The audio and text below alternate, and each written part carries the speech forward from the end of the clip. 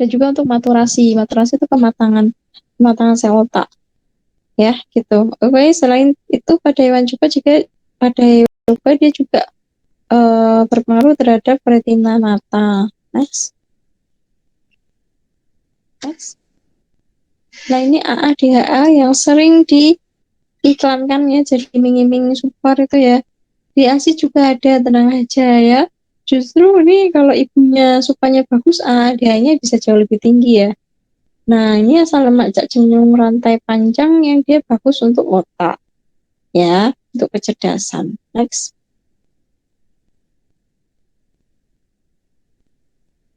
Ini kebutuhan gizi. Lah ini kebutuhan energi 6 bulan pertama menyusui itu sekitar 330, 6 bulan kedua sekitar 400. Nah, kalian bisa cek di AKG bagaimana ya.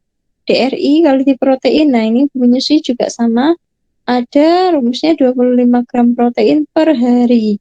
Selama laktasi per kilogram berat badan. Nah, sesuai anjuran RDA, ini sama ya dengan yang hamil 1,1 per kilogram berat badan per hari. Yang hamil trimester kedua ya, di paruh waktu kedua itu ya, hampir sama ya. Boleh pakai ini atau pakai persentase, enggak apa-apa, dilihat aja yang paling tinggi yang mana. Begitu ya. Karena kalau yang pakai persentase itu kan tidak hanya 15%, dia bisa 10% juga, 10 sampai 15%. Ya kan, kalau 10% berapa? Yang paling gitu. Maksudnya kalian ambil 15% berarti itu proteinnya lebih tinggi gitu ya. Next. Vitamin mineral, oh iya, tapi yang ibu hamil belum saya contohkan ya, ibu hamil ya, nanti cek AKG ya di sini ya. Yang menyusui nanti akan saya bahas di AKG ya. Intinya kuncinya di AKG aja, dilihat vitamin mineralnya tambahnya berapa, sudah enak tinggal lihat. Nah, cairan ini menyusui minumnya 2 sampai 3 liter per hari ya. Bisa air putih, susu, jus buah. Ini harus lancar minumnya supaya ASINya lancar. Kan dia produksi ASI itu kan cairan. Nah, dia gimana kalau mau lancar kalau dia nggak suka minum. Next.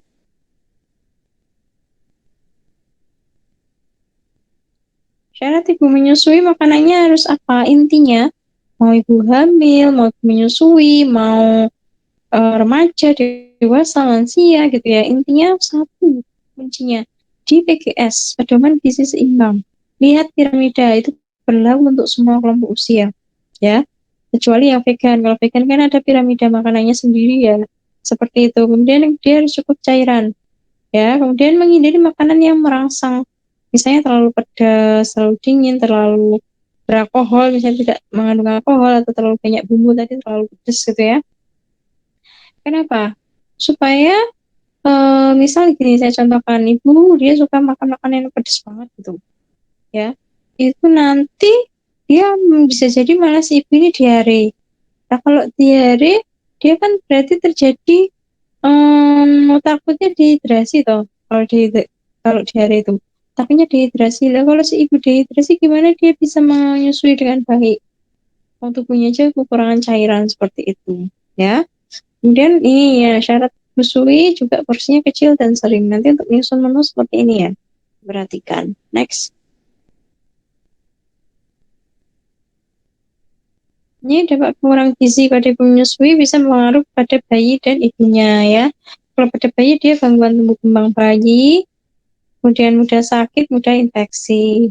Karena ASINya nggak lancar. Kalau status gizi bisa nggak mempengaruhi ASI? Ya bisa. Status gizi memang berpengaruh terhadap ASI. Karena kan kecukupan ibu harus cukup dulu supaya bisa menghasilkan ASI yang cukup gitu ya. Dari segi kualitas dan kuantitas. Next. Next. Nah, ini berarti kan laktasi itu penting ya, maka kita perlu melakukan manajemen laktasi. Nah, itu dimulai bisa dari waktu kehamilan atau antenatal. Bagaimana? Misalnya dengan memberi penyuluhan, pemeriksaan kesehatan dan payudara ibu. Mohon maaf, ini cek dulu nipelnya, bentuk nipel itu juga pengaruh. Ada yang nipelnya flat, ada yang terbenam ke dalam, masuk ke dalam, ada yang bagus gitu. Nah, itu memang mempengaruhi keberhasilan atau kemudahan bayi menyusui ya. Kalau yang nipelnya flat atau terbenam ke dalam itu ada alat bantunya yang dia bentuknya kayak dot gitu, juga bisa membantu lah. Itu makanya perlu disiasati ketika hamil, perlu dikonsultasikan ke tenaga kesehatan ya. Kemudian perawatan payudara mulai kehamilan 6 bulan, karena apa tadi ya, ketika hamil trimester 2 sudah bisa memproduksi ASI. Kemudian asupan diperhatikan dan psikologisnya, suasana keluarga yang menyenangkan. Dibikin bahagia ibu menyusui. Jangan dibikin capek, jangan dibikin stres, seperti itu. Next.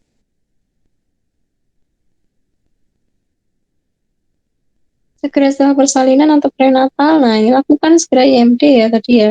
Kemudian dengan IMD tadi kan kontak langsung ya ibu dan bayi agar menyusui bisa dijadwal. Jadi kalau bisa lahiran itu jangan dipisah antara ibu dan bayi, kan kadang ada tuh yang ruangannya malah dipisah, itu nggak bagus. Kemudian ibu first dikasih vitamin A untuk bayinya, kan dia bisa mengalir melalui ASI. Next. Next deh. Nah, ini pada masa menyusui selanjutnya harus ASI eksklusif ya. Artinya eksklusif itu apa? ASI saja tanpa tambahan apapun. Gak boleh juga termasuk air putih, itu gak boleh. Kenapa? Lah, air putih itu belum tentu steril. Ya, air putihnya dari mana? Rebus sendiri atau beli yang 3 ribuan misalnya. Nah, itu nggak tahu benar-benar ada steril apa enggak. Bayi kan masih sensitif, nanti takutnya dia diare atau apa. Begitu. Kemudian kalau kalian ngasih minum air putih gitu kan harus ada gelas ya kan, gelasnya benar-benar steril enggak kayak gitu. Jadi khawatirnya malah lebih banyak mandorotnya daripada manfaat. Jadi ASI eksklusif. Jadi ASI eksklusif itu adalah ASI saja tanpa ada tambahan sama sekali, ya. Ada tambahan apapun kecuali vitamin dan obat itu boleh, ya, gitu. Kemudian misalnya termasuk air madu, air teh itu nggak usah, ya. Kemudian ibu menyusui harus cukup istirahat dan harus tenang pikirannya, psikologisnya harus bahagia. Kemudian dia harus ada dukungan keluarga ya, terutama suami. Jadi ayah ASI supaya ikut berhasil menyusui. Ya, misalnya bantu mijitin, bantu nyuciin baju gitu ya, memberikan head kado lah itu. Sweet gitu. Kemudian memperhatikan gizi atau makanan anak, terutama ketika anak sudah dapat MPASI. MPASI itu diberikan setelah 6 bulan. Kenapa? Karena kalau setelah 6 bulan, ASI saja tuh udah nggak cukup deh. Kebutuhan bayi kan makin hari makin meningkat, makin tinggi. Nah, kalau dia dari ASI itu nggak cukup. Kenapa? Karena ASI itu juga makin lama produksinya yang pertama bisa berkurang. Jadi tidak bisa memenuhi kebutuhan bayi yang semakin hari makin meningkat. Maka perlu ditambah asupan dari yang lain selain ASI yaitu MPASI. Ya, next. Next. Next deh. Nah ini, menyusui boleh olahraga nggak? Boleh. Jadi dia tetap boleh beraktivitas fisik ya setelah dia pulih, tapi tidak boleh olahraga yang berat. Yang berat yang bagaimana? Yang dia sih sampai bisa menghasilkan asam laktat itu nggak boleh. Misal angkat beban gitu ya, 100 kilo lah, nggak usah.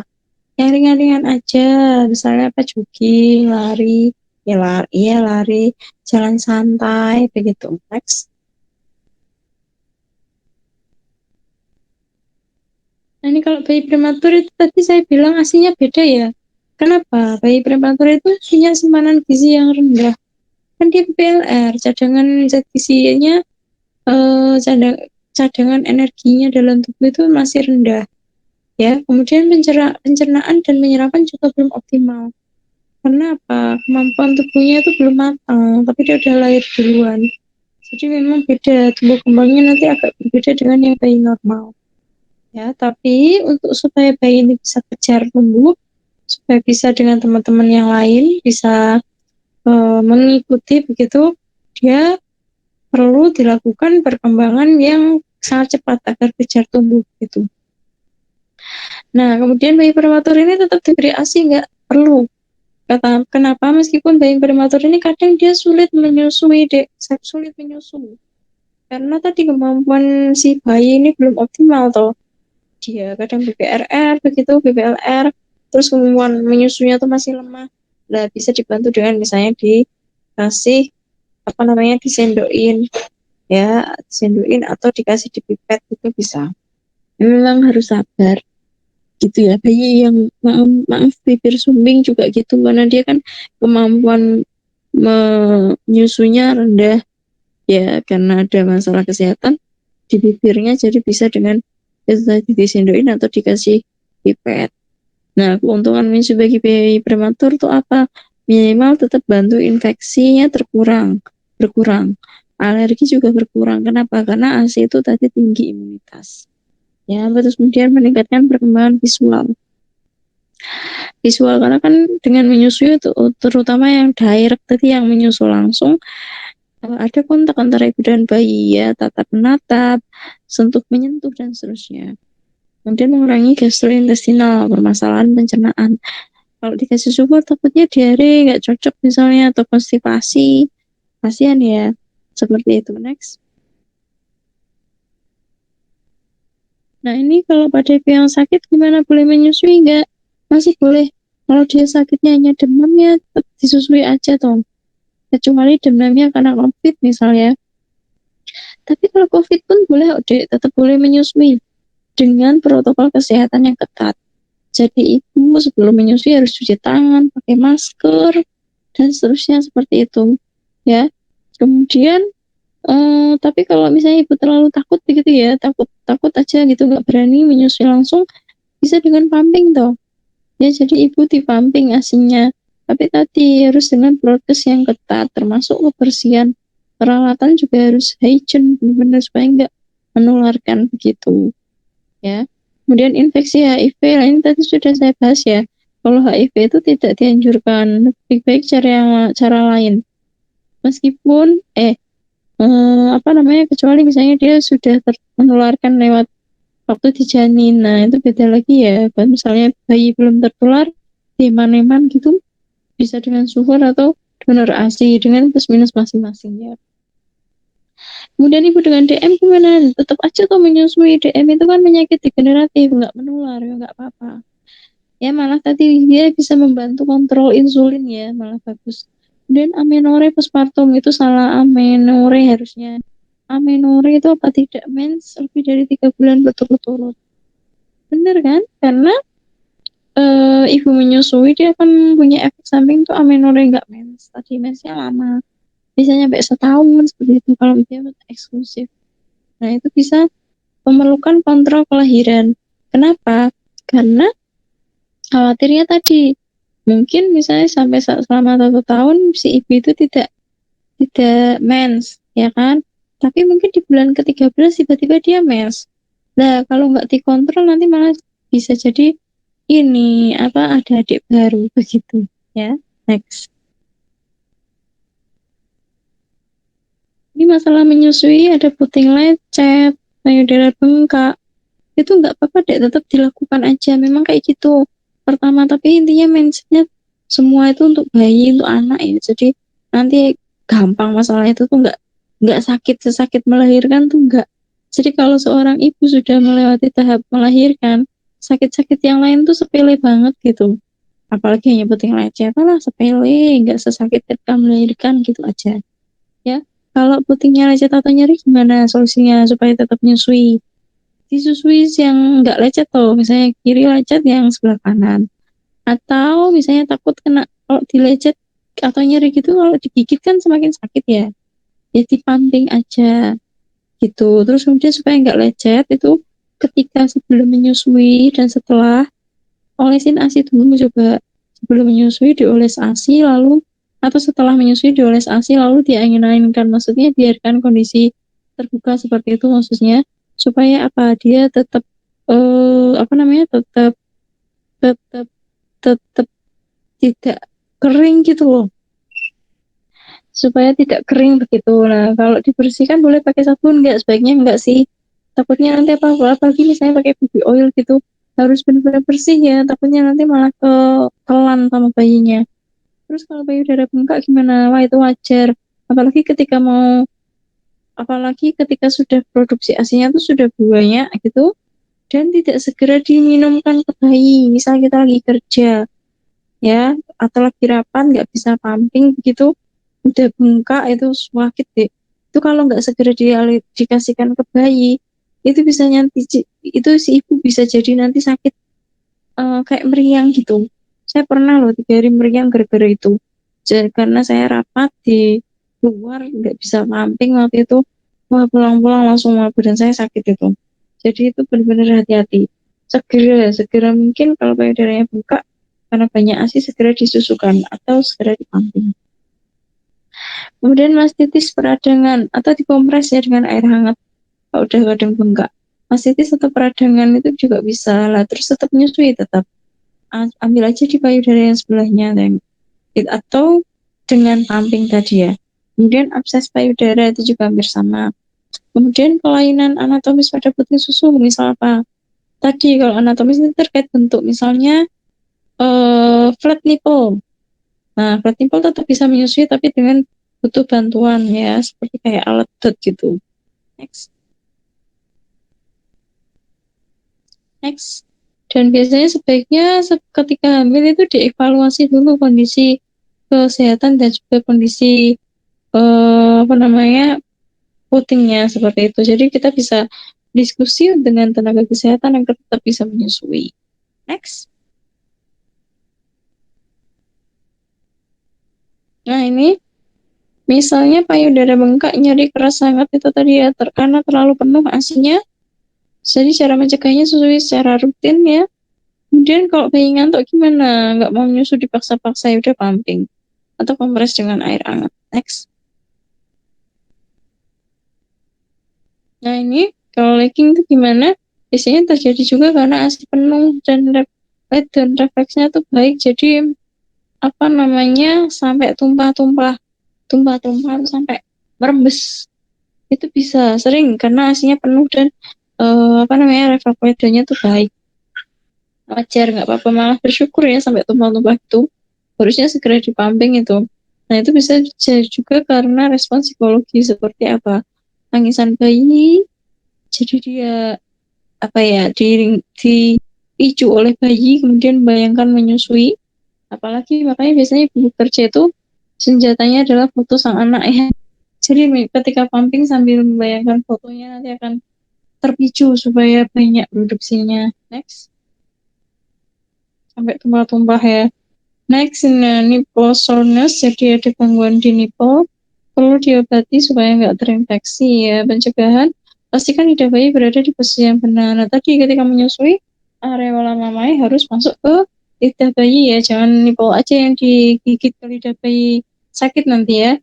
Kemudian, nah ini areola harus masuk ke lidah bayi, jangan menyusukan payudara yang kosong, keringkan puting setelah menyusui. Nah, itu tadi di apa namanya lembabkan dulu dengan ASI, diolesi ASI terus dikeringkan, dibiarin aja gitu nanti kering sendiri. Next, yang inginkan. Next. Nah, wanita obes gimana atau overweight itu yang dia menyusui bisa membatasi asupan energi sebesar 500 kalori per hari. Jadi di minus nanti kalau misalnya ini, tapi kalau ini lebih ke nanti ke dietetik ya. Jadi misalnya ada kasus wanita menyusui, kalian hitung kebutuhan kalorinya berapa begitu, ketemu misal kan wanita menyusui ini kebutuhannya misal 2.500 kalori gitu ya. Misal karena dia pengen apa ya status gizinya normal begitu, 2.500 tadi bisa dikurangi 500 kalori per hari seperti itu. Kan mengurangi tinggi lemak dan gula sederhana, tapi step by step. Dan dengan catatan ketika tidak ada permasalahan ASI-nya cukup lancar. Stok ASI juga sudah apa namanya sekulkas, nah itu aman. Tapi kalau enggak ya udah depending aja dulu dietnya ya. Next. Next. Nah ini ibu perokok gimana? Boleh nggak? Nggak bisa deh, kalau merokok itu biasanya bisa mengurangi produksi ASI. Jadi takutnya nanti ASInya nggak cukup. Jadi